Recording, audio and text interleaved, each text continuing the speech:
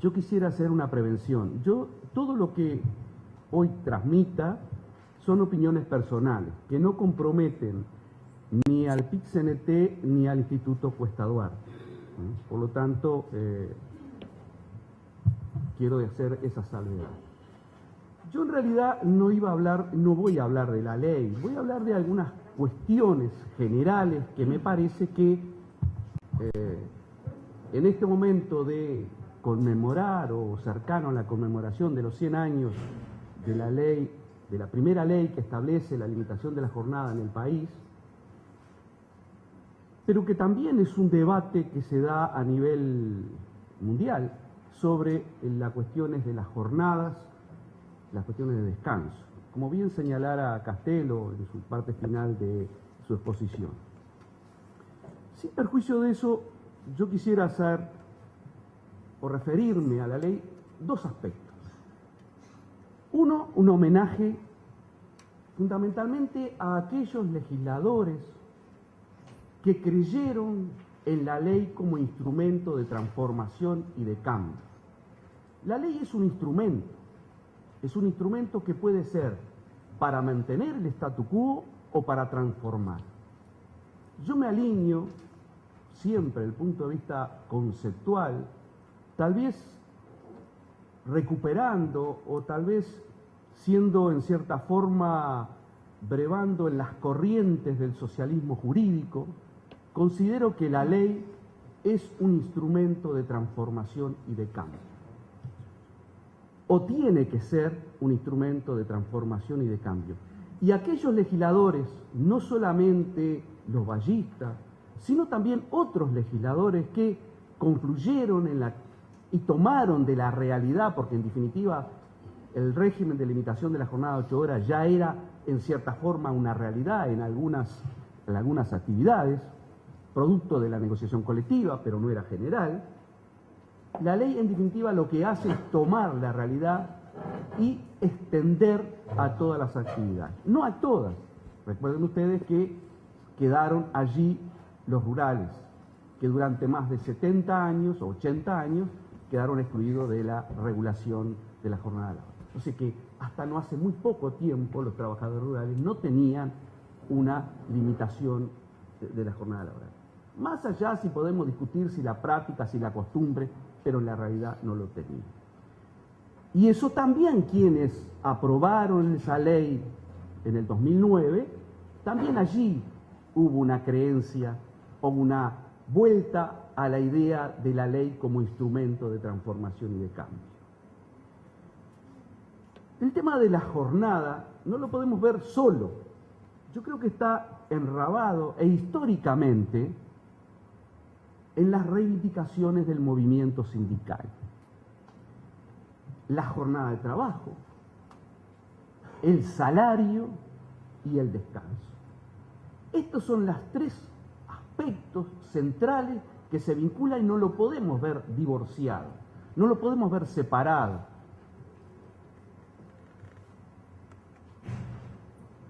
Yo creo que el trabajo cumple o tiene en nuestras sociedades actuales, más allá sí de ese detalle que implica que las transformaciones tecnológicas cada vez más desplazan una forma de trabajo, que es el trabajo bajo subordinación directa, el empleo, pero sin embargo genera toda otra mecanismo de relacionamiento que también son esas personas que están en una situación de trabajador.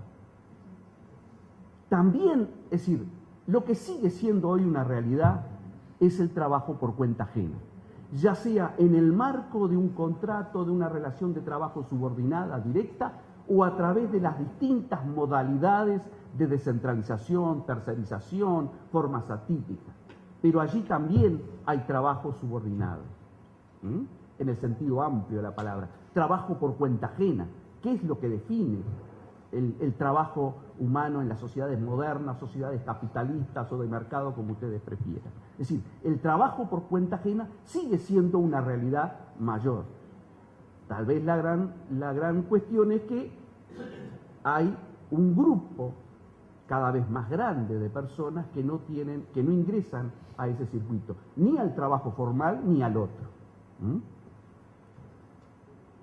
Y ese es un tema que creo que tiene que ver con la forma en cómo organizamos la sociedad, o cómo se organiza la producción en la sociedad. Un tema tal vez mucho más profundo de lo que nos toca hoy acá. Yo creo que el trabajo cumple en la sociedad moderna por lo menos tres grandes funciones. La función de ser fuente o medio de subsistencia. El trabajo a su vez cumple la función de ser un elemento o factor de socialización. Es decir, a través del trabajo ingresamos a la sociedad o mantenemos los vínculos. Pero también el trabajo es una vía, un cauce por el cual el ser humano busca satisfacer sus necesidades, no solamente materiales, sino intelectuales, morales, y la dignificación como persona, en una sociedad que apunta a más. Yo creo que esos tres elementos están en juego cuando hablamos de jornadas, y si pensamos en que debemos revisitar ese tema, si tenemos que ir a una nueva regulación o si tenemos que establecer algunos otros mecanismos que regulen la jornada de trabajo. Es indudable que las reglas económicas, las necesidades de producción, las necesidades de economía, han impuesto a las sociedades modernas un ritmo de trabajo permanente y continuo. Es decir, en el siglo o a principios del siglo, indudablemente se trabajaba en las horas diurnas. El trabajo nocturno era excepcional. Hoy ya no existe una excepcionalidad para el trabajo nocturno. Hay trabajos donde se trabajan las 24 horas, los 365 días del año, los 7 días de la semana.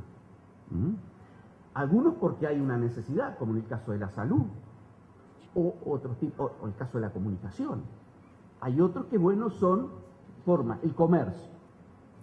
Es necesario que el comercio funcione los 365 días del año, los 7 días de la semana, las 24 horas. Y algunos dirán que sí.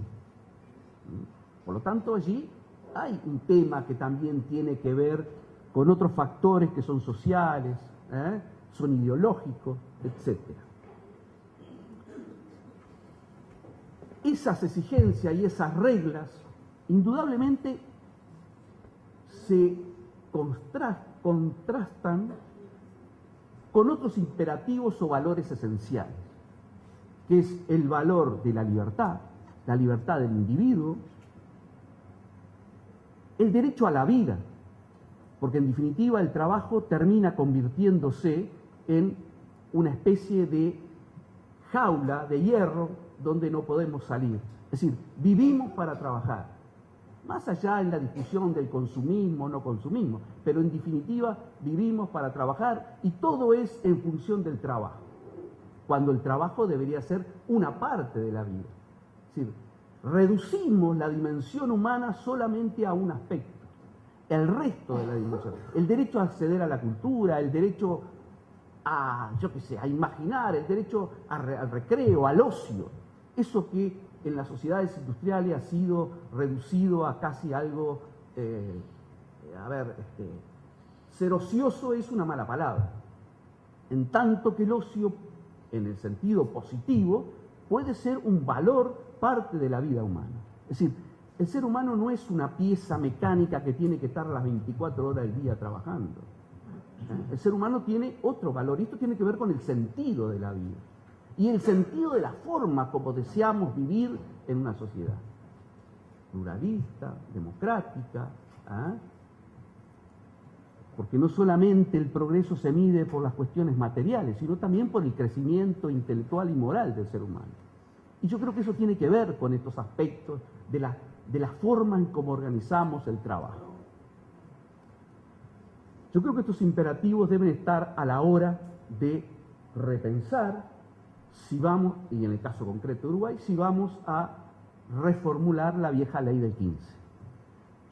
Yo creo que sí, que la vieja ley del 15 hay que reformularla. Yo creo que sí. Yo creo que también hay que reformular el convenio 1 de la OIT y el convenio 30.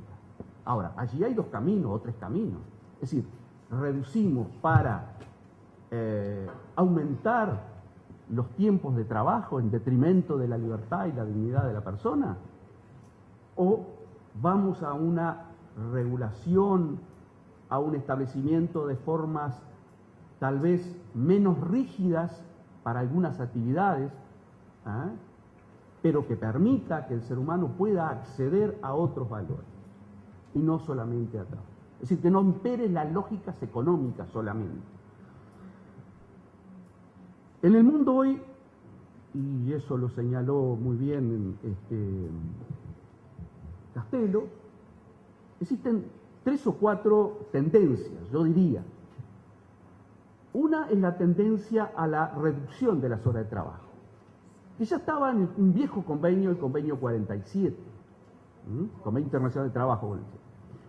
Hay otra tendencia que es a reorganizar las horas de trabajo, reorganizar la jornada en jornadas diarias, semanal o anual. Y allí hay múltiples ejemplos en distintos países. Fundamentalmente los que han seguido esta tendencia de la reorganización de las horas de trabajo, la legislación finlandesa, la legislación sueca y alguna otra que en este momento no recuerdo. Después hay otra legislación tal vez menor, que es la de aumentar las horas de trabajo. Por ejemplo, la legislación chilena tiene un régimen de anualización para el caso de los trabajadores rurales. Y esto va también de la mano con las limitaciones a las horas extraordinarias. Es decir, la redistribución de las horas de trabajo van unida a la limitación de la cantidad de horas extras que se pueden hacer en un determinado periodo. Y ese es un tema que en este país, si rediscutimos la ley del 15 y la otra ley, la más cercana, del 74, que es para el comercio, también debemos discutir y sincerarnos si queremos seguir teniendo una ley que posibilite la existencia de horas extras. Es decir, porque reducir la jornada, pero tenemos una ley que ciertamente es benigna para la ampliación de las horas extraordinarias, parece un contrasentido. Y no es un tema fácil. Es decir, yo me imagino en la interna del movimiento sindical, y esto no es un tema laudado ni por las tapas, ¿no? Digo, es un tema que indudablemente va a meritar una discusión. Pero me parece que es un contrasentido hablar de reducción de jornada cuando seguimos teniendo un mecanismo que permite la ampliación de horas. Yo no sé cuánto fue el tiempo que utilicé, pero bueno, a mí me parece que toda modificación o toda nueva regulación debe proteger al trabajo frente al cansancio, frente a la extensión excesiva del trabajo. Que en definitiva es el protección a la vida y protección a la salud del trabajador. 2 derechos fundamentales, la salud y la vida. Pero también el derecho al ocio. El ocio debe verse como un derecho legítimo que es parte de la esencia del ser humano. Lo que implica garantizar el disfrute de no solamente la vida familiar, sino la vida social, esto es el esparcimiento. Pero también, esto tampoco hay que nadar en la utopía, ¿no? Entendida en un sentido que no nos apartemos de la realidad. Es indudable que debe haber allí un equilibrio entre las necesidades de la producción, de la economía, tal como hoy existe en el país, existe en el mundo, y esos otros valores esenciales. Y ese es el gran desafío, lograr una reforma, un mecanismo que permita contener ese equilibrio.